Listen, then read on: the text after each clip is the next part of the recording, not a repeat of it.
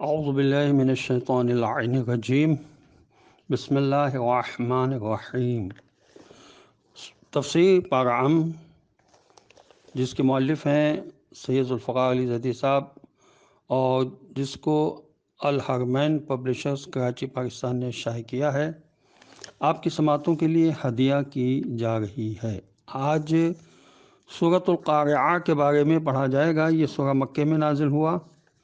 نزولی ترتیب کے لحاظ سے اس کا نمبر ہے 30 اور موجودہ ترتیب کے لحاظ سے اس کا نمبر ہے 101۔ اس کی کل آیات 11 ہیں۔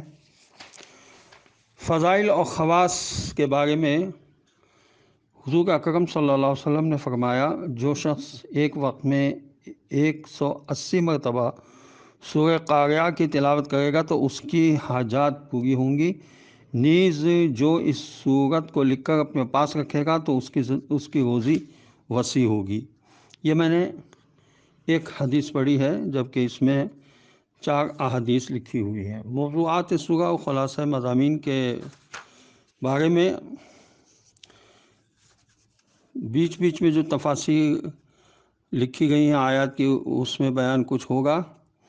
بہرحال یہ کہ یہاں انہوں نے یہ لکھا ہے کہ قرعہ کے مادے سے ہے، جس کی معنی ایک چیز کو دوسری چیز پر مارنے کے ہیں، یعنی کھٹکھٹانے کے ہیں، یعنی قیامت اپنی ہولناکی کے باعث دلوں کو کھٹکھٹاتی ہے۔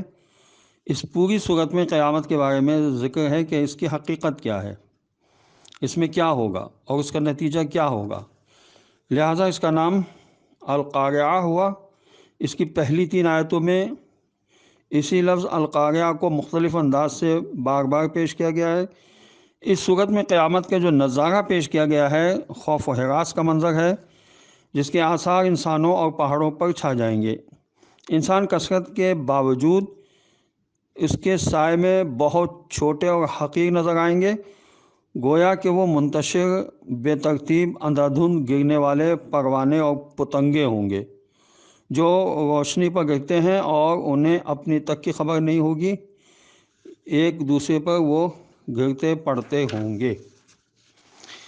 اعوذ باللہ من الشیطان اللعین الرجیم، بسم اللہ الرحمن الرحیم۔ القارعۃ ما القارعہ وما ادراک ما القارعہ۔ ترجمہ یہ ہے، کھڑکھڑانے والی حادثہ کیا ہے؟ تمہیں کس چیز نے بتایا کہ کھڑکھڑانے والا حادثہ کیا ہے؟ بعض مفسرین کا کہنا ہے کہ قارعہ قیامت کے ناموں میں سے ایک نام ہے، اور وما ادراک ما القارعہ سے واضح ہے کہ یہ کھڑکھڑانے والا حادثہ اس قدر عظیم ہے کہ اس کے مختلف پہلو ہر شخص کے ذہن میں آسانی سے نہیں آ سکتے۔ ہو سکتا ہے کہ یہ تعبیر قیامت کے مقدمات کی طرف اشارہ ہو، جس میں دنیا درہم برہم ہو جائے گی، سورج چاند ستارے تاریک ہو جائیں گے، سمندر فنا ہو جائیں گے۔ تم کیا سمجھتے ہو کہ قارعہ کیا ہے؟ یہ سوال کر کے اس کی اہمیت اور عظمت کی طرف زیادہ سے زیادہ متوجہ کرنے کا مقصد ہے۔ جس دن آدمی بکھرے ہوئے پروانوں کی طرح ہو جائیں گے، میدان حشر میں بکھرے ہوئے سرگرداں و پریشان انسانوں کو 4 چیزوں کی وجہ سے منتشر پروانوں کی تشبیہ دی گئی ہے۔ نمبر 1 بے قراری، نمبر 2 بدحواسی، نمبر 3 ضعف و کمزوری کی وجہ سے، نمبر 3 بکھرنے اور ہر سمت دوڑنے کی وجہ سے، اور نمبر 4 آگ میں گرنے کی وجہ سے۔ کہ جس طرح پروانے دیوانہ وار آگ کی طرف بڑھتے ہیں، اسی طرح کافی لوگ آتش دوزخ میں گریں گے۔ وَتَكُونُ الْجِبَالُ كَالْعِهْنِ الْمَنْفُوشِ، اس دن پہاڑ دھنکی ہوئی رنگین اون کی مانند بن جائیں گے۔ رنگین دھنی ہوئی اون سے تشبیہ شاید اس لیے کہ مختلف رنگوں کے پہاڑ جب چور چور ہو جائیں گے تو ایسی رنگت بن جائے گی کہ گویا وہ دھنی ہوئی رنگین اون ہے۔ یہ پہاڑ وہی ہیں جنہیں قرآن نے زمین کے لیے کیلیں قرار دیا تھا، تاکہ ان کے بھاری وزن کی بنا پر زمین ہلنے جلنے سے رکی ہوئی رہے۔ قیامت کے دن ایسا ہولناک ہوگا کہ یہ محکم اور وزنی پہاڑ دھنی ہوئی اون کی طرح اڑنے لگیں گے۔ تمام مخلوقات میں خدا نے ایک وزن رکھا ہے، اور ان تمام مخلوقات میں سے پہاڑ کو سب سے زیادہ وزنی قرار دیا ہے، اور حصے اعتبار سے پہاڑوں سے بڑھ کر کوئی وزنی چیز نہیں۔ لیکن جب قیامت کے دن ہوگا تو قرآن کی حکایت کے مطابق وَإِذَا الْجِبَالُ سُيِّرَتْ، جب پہاڑ چلائے جائیں گے، یعنی سورہ تکویر کی آیت نمبر 3 میں فرمایا وَسُيِّرَتِ الْجِبَالُ فَكَانَتْ سَرَابًا، یہ سورہ نبا کی آیت نمبر 20 میں بتایا گیا، اور پہاڑ چلائے جائیں گے یہاں تک کہ وہ ریت ہو جائیں گے۔ جب قیامت کے دن آئے گا تو نہ تو پہاڑوں کو ان کا وزن ریت بننے سے روک سکے گا، اور نہ ہی بکھرے ہوئے اون کی شکل میں اڑنے سے روک سکے گا۔ یوم یکون الناس کالفراش المبثوث وتکون الجبال کالعہن المنفوش، لوگ اس دن بکھرے ہوئے پروانوں کی طرح ہوں گے اور پہاڑ دھنی ہوئی اون کی طرح ہوں گے۔ اس جملے کی وضاحت میں تفسیر نمونہ میں یہ لکھا ہے کہ فراش، فراشہ کی جمع ہے، بہت سے پروانوں کے معنوں میں اس کو کہا جاتا ہے، اور بعض نے اسے ٹڈی دل کے معنی میں تفسیر کیا ہے، اور ظاہراً یہ معنی سورہ قمر کی آیت جو لوگوں کو اس دن پراگندہ ٹڈی دل سے تشبیہ دیتی ہے، کأنہم جراد منتشر، اس کے معنی پروانے کے ہی ہیں۔ بہرحال پروانے کے ساتھ تشبیہ اس لیے ہے کہ پروانے اپنے آپ کو دیوانہ وار آگ پر پھینک دیتے ہیں، بدکار لوگ بھی اپنے آپ کو جہنم کی آگ میں ڈالیں گے۔ احن بروزن دھنی رنگی ہوئی اون کے معنی میں، اور منفوش نفشہ بروزن نفشہ کے مادے سے اون کو پھیلانے کے معنی میں، جو عام طور پر دھنکنے کے آلات کے ذریعے دھنکنے سے انجام پاتی ہے۔ ہم پہلے بیان کر چکے ہیں کہ قرآن کی مختلف آیات کے مطابق قرب قیامت پہاڑ پہلے تو چلنے لگیں گے، پھر ایک دوسرے کے ساتھ ٹکرا کر ریزہ ریزہ ہو کر بکھرنے کا آخری مرحلہ ہوگا۔ ممکن ہے کہ یہ تعبیر پہاڑوں کے مختلف رنگوں کی طرف اشارہ ہو، کیونکہ وہ زمین کے پہاڑوں میں سے ہر ایک خاص رنگ رکھتا ہے۔ بہرحال یہ جملے کی گواہی دیتا ہے کہ اوپر والی آیات قیامت کے پہلے مرحلوں یعنی اس جہان کو ویرانی اور اختتام کے مرحلے کی بات کرتا ہے۔ ملاحظہ ہو تفسیر نمونہ جلد 15 صفحہ 437۔ فَأَمَّا مَنْ ثَقُلَتْ مَوَازِينُهُ فَهُوَ فِي عِيشَةٍ رَاضِيَةٍ وَأَمَّا مَنْ خَفَّتْ مَوَازِينُهُ فَأُمُّهُ هَاوِيَةٌ وَمَا أَدْرَاكَ مَا هِيَ نَارٌ حَامِيَةٌ، جس کے نیک اعمال کا پلہ بھاری ہوگا سو وہ من پسند زندگی میں ہوگا، اور جس کا پلہ ہلکا ہوگا تو سو اس کا ٹھکانہ حاویہ ہوگا۔ اور آپ کیا جانیں حاویہ کیا ہے؟ بھڑکتی ہوئی آگ ہے۔ پھر اس کے بعد وہ آیت لکھتے ہیں کہ فَأَمَّا مَنْ ثَقُلَتْ مَوَازِينُهُ فَهُوَ فِي عِيشَةٍ رَاضِيَةٍ، پس اس دن جس کے اعمال کا ترازو وزنی ہوگا وہ ایک خوشگوار زندگی گزارے گا۔ دنیا جہان کے فنا ہو جانے کے بعد مردوں کو دوبارہ زندہ کر کے حشر نشر میں انسانوں کو دو گروہوں میں تقسیم کیا جائے گا۔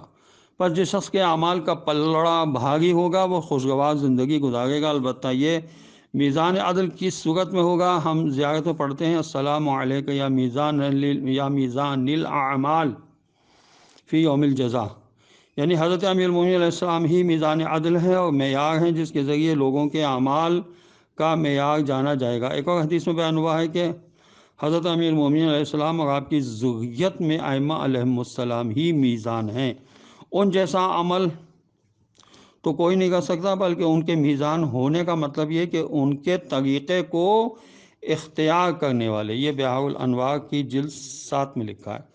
وَأَمَّا مَنْ خَفَّتْ مَوَازِينُهُ فَأُمُّهُ هَاوِيَةٌ وَمَا أَدْرَاكَ مَا هِيَ نَارٌ حَامِيَةٌ، اور جس کے میزان کا پلڑا ہلکا ہوگا اس کا ٹھکانہ حاویہ ہوگا۔ آپ کو کیا معلوم کہ حاویہ کیا ہے؟ وہ بھڑکتی ہوئی آگ ہے۔ ان آیت کی تفسیر میں آیت اللہ شیخ محسن علی نجفی نے یوں بیان فرمایا ہے، جس کے پاس قابل قدر اور وزن والا عمل نہیں ہوگا اس کا پلہ ہلکا ہوگا، اس طرح کہ یا تو اس نے کوئی نیکی ہی نہیں کی یا اس نے نیکی تو کی ہے لیکن وہ ناقابل قبول رہی ہے۔ ان تمام حالات میں ان کے پاس وزن والا کوئی عمل نہیں ہوگا۔ ہم فَأُمُّهُ اس کا ٹھکانہ جس کی طرف رجوع کرنا ہے، جیسے اولاد ماں کی طرف رجوع کرتی ہے۔ بعض نے کہا ہے کہ امہ سے مراد ام راسیہ یعنی سر کے بل ہے، یعنی وہ سر کے بل جہنم میں گر جائے گا۔ حاویہ یعنی جہنم کا ٹھکانہ۔ جہنم کو ٹھکانہ اس لیے کہا گیا ہے کہ اس میں لوگ گر جائیں گے۔ بلندی سے سقوط کرنے کو ہوا کہتے ہیں۔ وما ادراک ما ہی، آپ کیا جانے یہ کیا چیز ہے۔ یہ جملہ اس لفظ کی طرف توجہ مبذول کرانے کے لیے ہے کہ حاویہ قابل توجہ چیز ہے۔ نار حامیہ، حاویہ بھڑکتی ہوئی آگ کو کہتے ہیں۔ نار آتش ہی نہیں بلکہ یہ آتش اپنی شدت کی وجہ سے بھڑکتی رہتی ہے۔ حضرت امام محمد باقر علیہ السلام اور حضرت امام جعفر صادق علیہ السلام سے روایت ہے کہ میزان عمل میں محمد و آل محمد علیہ السلام پر درود بھیجنے سے زیادہ وزنی عمل کوئی نہیں ہے۔ اللہم صل علی محمد و آل محمد۔ آج جب میں یہ ریکارڈ کر رہا ہوں تو شب جمعہ ہے۔ شب جمعہ میں زیادہ سے زیادہ مومنین کو درود پڑھنا چاہیے۔ اللہم صل علی محمد و آل محمد وعجل فرجہم۔ الحمدللہ آج کیونکہ یہ آڈیو بھی مختصر ہے اور ہمارے پاس ٹائم ہے، تو اس سورہ میں جو الفاظ استعمال ہوئے ہیں ان کے معنی کو میں پڑھ دیتا ہوں جو اس تفسیر میں انہوں نے لکھے ہیں۔ القاریہ یعنی کھڑکھڑانے والی، ہلا دینے والی۔ ماں کیا ہے؟ القاریہ کھڑکھڑانے والی، ہلا دینے والی۔ وما و کیا؟ ادراکا، آپ کو معلوم ہے ملقاریہ کہ کھڑکھڑانے والی، ہلا دینے والی کیا ہے؟ یوم اس دن یکون ہوں گے الناس لوگ کل فراش پروانوں کی طرح، المبسوس بکھرے ہوئے، وتکون اور ہوں گے الجبال پہاڑ، جبل کی جمع، کالعہن اون کی طرح، المنفوش دھنی ہوئی، دھنی ہوئی ہوئی کو کہتے ہیں المنفوش۔ اس کے بعد فاما پس جو، من یعنی جس کا، ثقلت پلہ بھاگی رہے گا، موازین ہو ان کے وزن، فہوا پس وہ، فی میں، عیشتن یعنی زندگی، راضیتن خوشگوار، و اما اور پس من جن کے خفت ہلکے ہوں گے، موازین ہو ان کے وزن۔ یہاں لکھا ہے اعمال کا، بہرحال موازین ہو کا مطلب ہی ہوتا ہے ان کے وزن۔ اکثر موٹے لوگ خوش ہوتے ہیں کہ یہاں وزن کی بات ہے، وہاں وزن کو بھی دیکھا جائے گا، لیکن انہیں بریکٹ میں لکھ دیا ہے کہ یہ اعمال کا وزن، یعنی جسم کا وزن نہیں ہوگا، یہ اعمال کا وزن ہے۔ یہاں مراد موٹے لوگ زیادہ خوش نہ ہوں۔ فَأُمُّهُ پس اس کا ٹھکانہ، حاویۃن حاویہ ہے، وما ادراک تمہیں کیا معلوم، ماں کیا ہے، حیہ وہ، حیہ یعنی وہ، نارن آگ ہے، حامیہ دہکتی ہوئی۔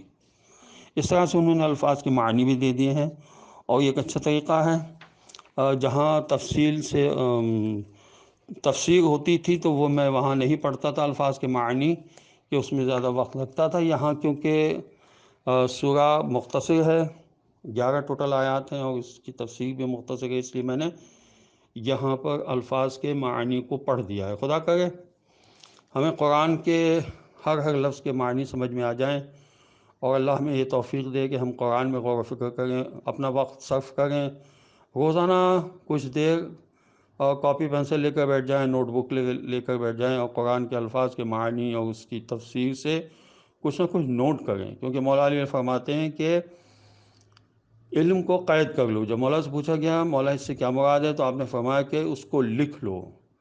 اور دیکھیں قلم کی کتنی اہمیت ہے، کہ نون والقلم، خداوند عالم نے نون کی اور قلم کی قسم کھائی ہے، تو قلم اہمیت رکھتا ہے ہمارے ہاتھوں میں۔ اب ہم اتنے مصروف ہو گئے ہیں کہ قلم کے بجائے موبائل ہوتا ہے۔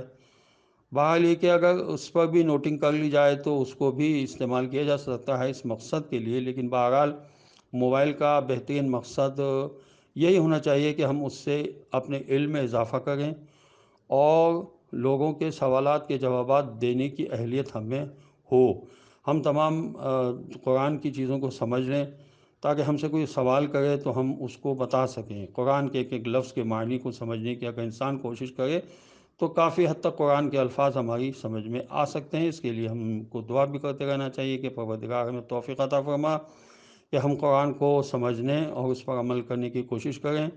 وارث قرآن امام زمانہ کے ظہور میں تعجیل ہو، اور ہمیں امام زمانہ کے اعوان و انصار میں شامل ہونے کی توفیق نصیب ہو۔ السلام علیکم ورحمۃ اللہ وبرکاتہ۔